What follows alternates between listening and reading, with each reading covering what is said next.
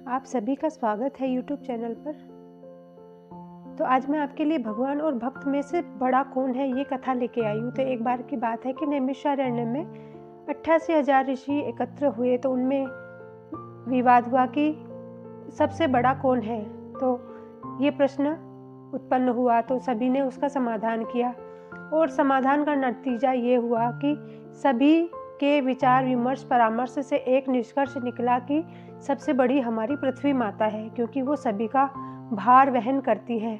पापी पुरुषों को भी वो उसी प्रकार पालन पोषण करती है जिस प्रकार वो धर्मात्माओं का करती है, यानी किसी के प्रति कोई भेदभाव उनके नहीं है उनके मन में। तो इस प्रकार पृथ्वी माँ का स्थान सबसे बड़ा बताया गया। फिर उसके बाद पृथ्वी माता की स्तुति की गई, उनका आह्वान किया गया और उन्हें बुलाया गया कि हम आपका मान सम्मान करना चाहते हैं कि आप ही सबसे बड़ी हैं। तो पृथ्वी माता मुस्कुराई और बोली, आप लोगों का बहुत बहुत धन्यवाद जो आपने मुझे इस लायक समझा, लेकिन मैं बड़ी नहीं हूँ, क्योंकि मैं अपने आप को बड़ा नहीं कह सकती, क्योंकि मेरे को धारण करने वाला भी कोई और है।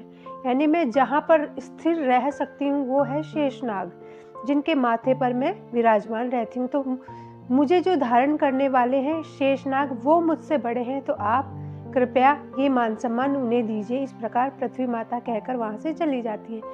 फिर सभी शेषनाग के पास जाते हैं उनका सम्मान करने के लिए कहते हैं, तो शेषनाग भी मुस्कुराते हैं और वो भी यही कहते हैं कि नहीं, मैं बड़ा नहीं हूँ, मुझसे बड़े तो मेरे प्रभु हैं जो मेरी शैया बनाकर उस पर विश्राम करते हैं, तो मुझसे बड़ा अधिकार उनका हुआ।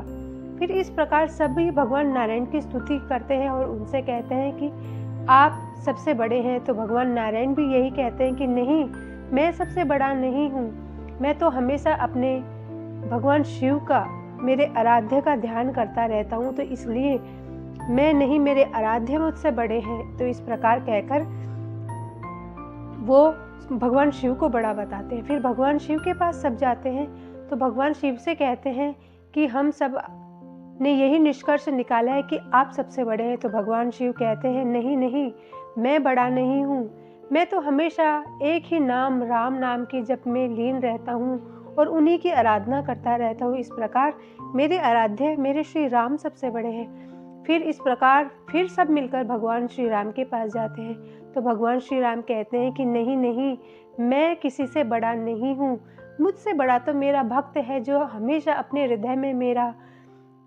चिंतन करता रहता है, मेरे नाम का जाप करता रहता है, आराधना करता रहता है। तो इसलिए सभी भगवानों ने यही कहा कि भक्त सबसे बड़ा है जो भगवान को अपने हृदय में धारण करता है। तो भक्त की कितनी बड़ी महिमा है, जिसे हम आगे की वीडियो में और भी जानेंगे। तो आज की जो कथा है उससे हमें क्या सीखने को मिला कि गुण हमें जब प्राप्त होता है जब हम बड़ा बनने के लिए प्रयत्न ना करके अपने को हमेशा सबके सामने छोटा ही समझना है, तुच्छ ही समझना है। तो बड़े होने की महिमा तो वही सबसे बड़ी होती है। इस प्रकार आज हमने जाना भक्त और भगवान के मध्य जो छोटे बड़े का प्रश्न था, वो उसका समाधान भगवान ने किस प्रकार किया। तो अब अगली वीडियो में हम जानेंगे कि भक्त कैसा होना चाहिए और भक्त की महिमा क्या है। तब तक के लिए सबको जय स्वामीनारायण। अगर आपको वीडियो अच्छी लगे तो प्लीज़ लाइक कीजिए, शेयर कीजिए, सब्सक्राइब कीजिए और सपोर्ट दीजिए।